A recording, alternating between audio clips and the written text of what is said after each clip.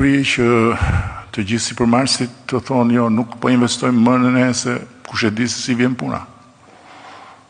Dhe na vinë. E duam ne në Shqipëri që njerëzit thonë jo, s'po blej më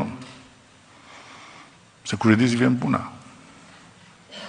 Nuk e duam, apo jo. Nuk jemi aty, por rreziku që të shkojmë aty është real. Pse? Sepse ka ndodhur në vende të tjera. Zemra, të lutem se nuk ka lidhje me destabilitetin, po flasim për ekonominë. Po flasim për rënien e besimit tek vendi. Dhe rënja e besimit tek vendi si rezultat i rënjes së sigurisë juridike.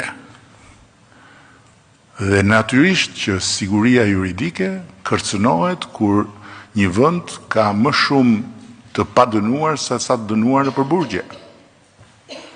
Që do të thotë që ka i sistem drejtësie i cili të fut në burg dhe thotë rri njerë aty se pastaj do shohim çfarë do dali.